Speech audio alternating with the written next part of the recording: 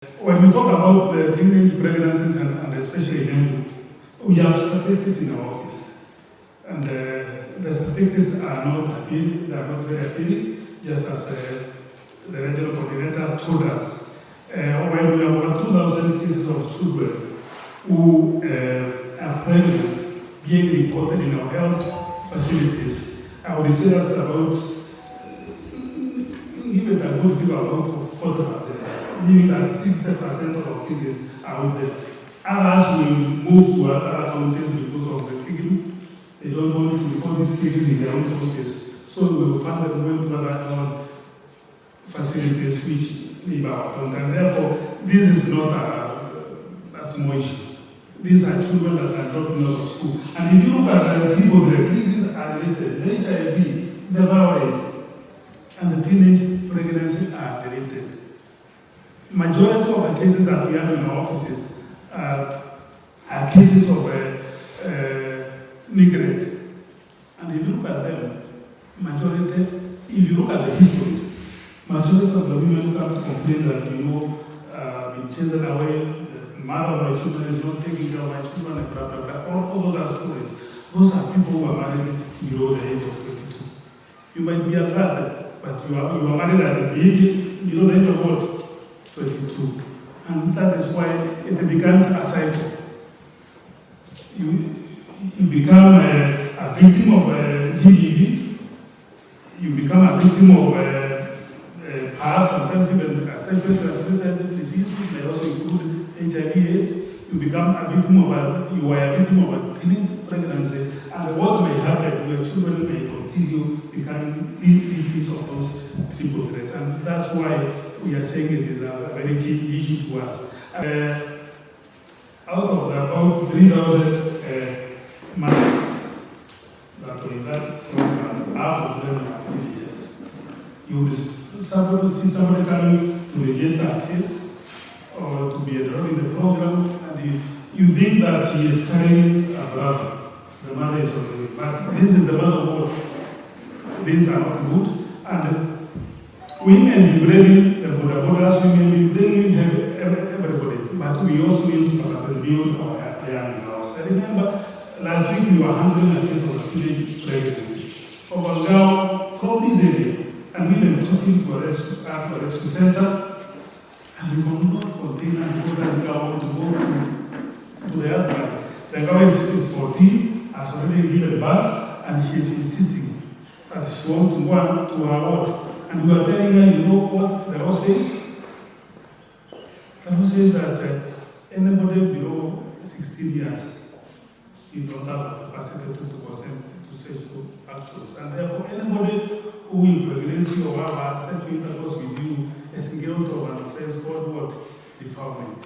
That 10 years and above in prison. And you want to go to somebody's son to force yourself there, we are coming for them. And surely we shall be ordered to settle, then we shall go for the boy. It's a hard lesson, but we must do it so that we can teach others. And even as we talk about the girls, let us also caution our boys, but the law is very strict. And I think I've heard of the case you have mentioned. It is also a concern to us. And let me say, we have boarding facilities. We have board facilities for children who are delinquents or involve themselves in criminal activities. But unless we work as a team, perhaps we may not be able to help them. What I would say, if you come across such cases, sometimes our thoughts keep themselves somewhere that we may not be able to reach them. But as members of the court users committee, we are able to have those issues and discuss with them on the best way of handling our children, especially those who are found themselves on the other side of the road. On the issues of the teenage pregnancies, I'm happy that we are talking about the education sector, and to some extent there ought to be an independent. I know in the Education Act, in the Children's Act, pregnancy is not something that should be denied a child opportunity to continue with education. And we have had cases in this sub-county, I think one time I came to, where a principal refused completely for a girl to continue in the school because she is pregnant. And she was saying that, some bad example to our children, this and that, and the girl will be victimized, but the girl is willing to go back. The issue of victimization are not there. So let us be a bit more lenient. Let us be able to understand. Because when you leave this, if you lock those doors to these children, where do you want them to go? Where we need to understand that these are our girls, this is our community. They know, even our community. Some of those who will be implemented, the girl may still be boys in that school. Are they being victimized? Why should we victimize an innocent girl? So I think these are some of the things that we as a team, we as a community, we need to really talk about so that we can be able to talk to elevate the status of our women, our girls in this society. Thank you. It's a realization that 65% of the children who are on the rate of this HIV infection, teenage pregnancy, and sexual gender-based violence are in our education pipeline. They're in the institutions, they're in the care of the teachers, the matrons. So without them, this war won't be won. So after realizing that, we brought this Ministry of Mbeere, because we realized previously we not really optimally, we did not have constructive engagement with them. So that's why we are here, and we've made a commitment that going forward, the Ministry of Education or the education stakeholders, the players in education will be brought on board on this war, because it's really boring. When a child of 10 years, when a girl of 10 years becomes pregnant, when these education indicators are showing up and down scale, it worries us. Embu is what we call a medium HIV abandoned county. But we have pockets of areas that we need to look at. The prevalence of the county is 2%. That means if you test about 100 people, 2 of them will likely turn positive. We have about 10,000 people living in HIV in Embu, and from the data, and about quite a number of them are not on life-saving medication. And most of those who are not seeking medication, who are not being retained, or who are not adhering, are men. So we are having a problem of men adhering to medication. This leads to poor outcomes, including mortality, death. In Embu County, we have significant infections. After every 2 days, we have one infection, HIV infection, new infection in Embu County. And of course, also the mortality is significant. Teenage pregnancy standing at about 18% is quite significant. It's unacceptable for such a county comparing to other counties like other counties, it's surprising us. The sexual gender-based violence, the related socio-cultural determinant, the FGM, are things that need to be addressed. That's why we have multisectoral approach. That's why we bring opinion leaders, community gatekeepers, the girl, the religious leaders on this move. The regions in Mount Kenya seem to be showing an harmonious trend in terms of HIV, teenage pregnancy, and gender-based violence, except a country like Mbeere, which shows some upsurge. But then remember, even a county where HIV prevalence is high, it is started just as one, but at low. So whether it's high, whether it's medium or low, it's worrying as long as the indicators shows an increasing trend. That's what should be noted. Also, we have pockets. We have areas like Mbeere where teenage pregnancy is high. We have areas like Kianjogoma and up area where we have tea farming where adherence is low. We have areas where mother-to-child transmission rate appears to be high. So we are worried of the entire county, we are worried of the entire region. Issue about sectoral approach and group policies. So we are working with the Department of Health and other stakeholders to ensure, one, during the oncoming program for community health promoters, sensitizing them and ensuring that they work effectively. We leverage on that. the national government administrative structure, a very elaborate structure, which comes from top the bottom up to Wasewa Nyumba Kumi, is another area that we are leveraging on. We also have youth programs, advocacy programs through Maisha Youth, which is creating awareness. We are calling it peer-to-peer strategy, where the youth are talking to their fellow youth. You know, us adults may not be able to convince the youth, or we don't hear their language, or we don't speak their language. So we are leveraging on the youth to talk to their own youth, using their own language. We have youth programs, we have multisectoral meetings, and we have what we are calling triple threat campaign, where we are bringing such dialogues, because we need people to talk to each other, parents to talk to their children, religious leaders to talk to their flocks, so that we can know what actually is the problem. To be, these things device sensitization, and people are not aware. The school education program is very, very, very clear, and some of us are parents and other children are not aware. So I think our CGPs are doing so much. Same as Mbakumi, that girl structure. Because I think some of these things is a lack of awareness. The gap in judiciary, in criminal justice, is that entire scale, from police to magistrates to even the prison to all those sort of justice cascade. I think it's an area that we need to look at. We have we have some other citizen work where we work with the judiciary, the Chief of Judicial Program. I think we can explore the ways of grouping in the Ministry of Education. Okay? Because in the issues of Chief of Judicial Program, we engage for this so much.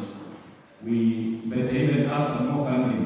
We can increase some more funding to have more stakeholders so that we can bring them together. Okay? Because this issue of miscarriage of justice, where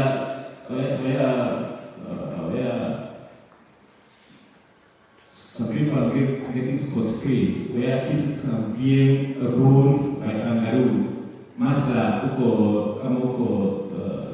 Modista, Junichel, and these other things. When the case is defilement and the Civil Offences Act, that is overruled, right? So it's about, first of all, engaging them. I know magistrates, I know the laws are very clear and they are very serious. Police officers. Because most of the times, as we take the exams to the schools, we are also taking exams to all hospitals in Embu. Embu level 5, Ishara, Kennedy Hospital, everywhere. Because our girls are there from both KCPE and KCSE. Because we realize that these teenage pregnancies, majority of the girls who are affected, they are school-aged children from 10 to 19 years. So it is a real problem affecting our schools, our girls, and therefore this dialogue that we are having today, I would urge everyone, each and everyone who is here, to take keen interest. Let us try to extend this campaign to everywhere. I would even request the organizers that we do a lot of such campaigns so that we can be able to sensitize our people, we can try to guide our children, we can try to save especially our girl child from being involved in such kind of problems. The reasons why our performance is below the expected standards, because we are normally at the bottom there. We are normally at the bottom. Like last year during the KCP exams, we were ranked number 6 out of 6 because we have 6 sub-counties. And one of the reasons why we were ranked number 6, it is because of the same challenges that we are talking about, these triple threat problems of gender-based violence, the teenage pregnancies, and the HIV/AIDS. If you come to my office every time, I have so many parents and other clients coming to the office because of the same problem, especially the gender-based violence.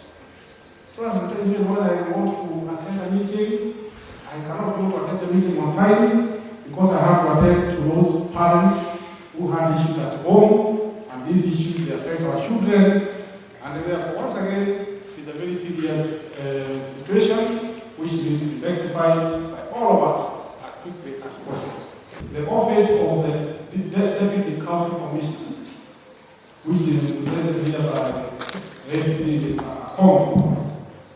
Some of these young men who are taking advantage of our children because of distances. You know, one of the challenges we're having in Mbeere North is that our children have to travel a long distance before they come to school, before they go home.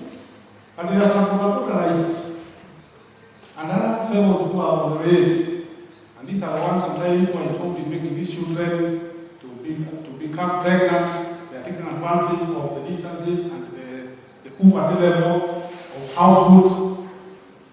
My plea here is that we also take action on such young men who are making our children to drop out of school. Sometimes these cases, when they are taken to court, you find, when they are taken to the police, you find that they don't end up in court. I don't know exactly what happened. I would request the office of the Deputy County Commissioner also to assist us in making sure that those people who are in court, they face the full force of law, because the law is very clear on what action should be taken to such kind of people who are affecting, who are making our children to drop out of school. Like we have a case that we want in Mendes, where I think 3 boys raped a student. Don't know what to write on that. Did you hear that? There were some 3 boys who raped another one. And when they were taken to the cells, the police, it's like they just released I think 2 of the boys. And you know, it is not good. It's not fair. It's not fair. Somebody has been hurt. You can imagine. Somebody has gone through that ordeal, and then as you are leaving, the country leaves even before you leaves the country. So these are issues of the DPP that the justice system, the office of the interior, the police, the magistrates, maybe we have to bring them forward, so that we can onboard them, so that they assist us in execution of what we want to do. So this is the kind of support that we expect our principals to support the students. We expect the student to stay in school up to the time shortly before she delivers. So that is our expectation. It is very, very unfortunate if that is the situation that happened to that particular student, but we will pick it up. And we will continue to encourage our principals. I know Mbeere is here, na tunataka walimu wetu waelewe mimba si ugonjwa, na mtu akishashika mimba inatakikana kumwencourage amalize shule. I went to forward with another lady who had a child in class 8. And going forward, she did very well. She went to university. She's now a lecturer. So you can imagine if you repeated, she's called Joki, and if you didn't get support from our school, it would have been difficult for her. And she's now a lecturer. So what we are saying is, they will still be able to pursue their dreams. They are supposed to be supported, and we are going to pick up on those ones. And I'm happy because our children officer is here. We are supposed to work very closely and help, because we are conjoined at the hip because of these students. So we are going to take up that case as we also try to build capacity.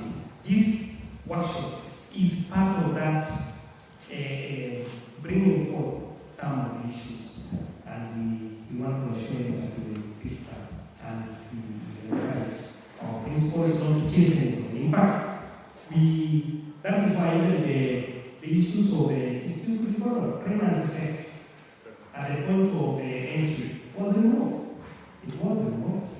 And even in the colleges now, the teacher training colleges, it was a requirement initially, but it was also required. So it is part of creating awareness and creating capacity for people to access education. Thank you for this.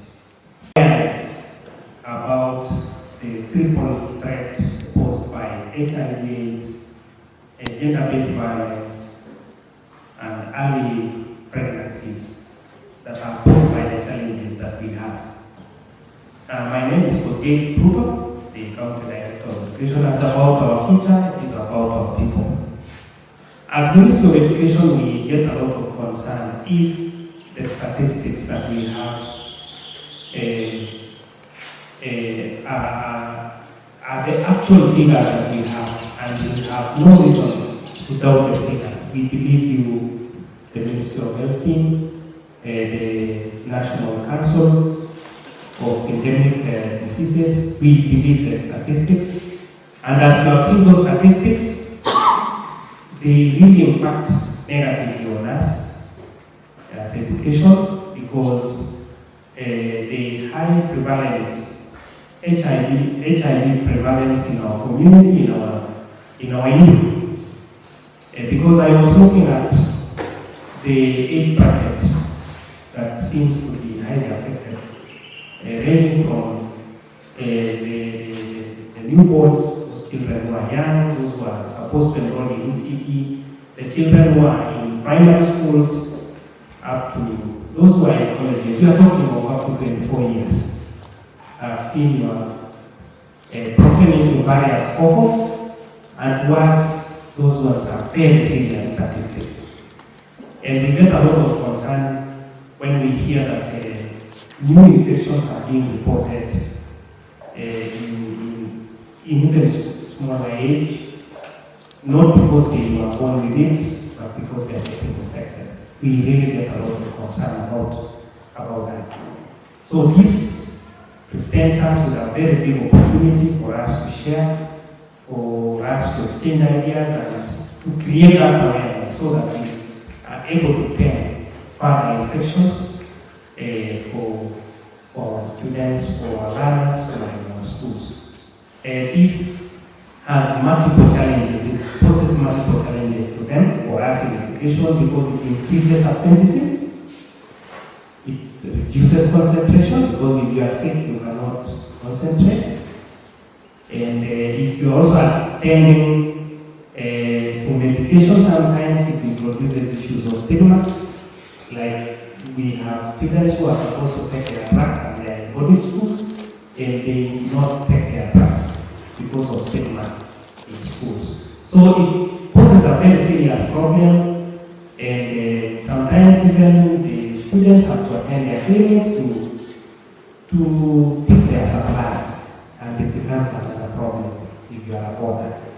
And we are talking of students who are supposed to be well-fed. Sometimes they are from either poor house or informal settlements, and they are taking drugs again.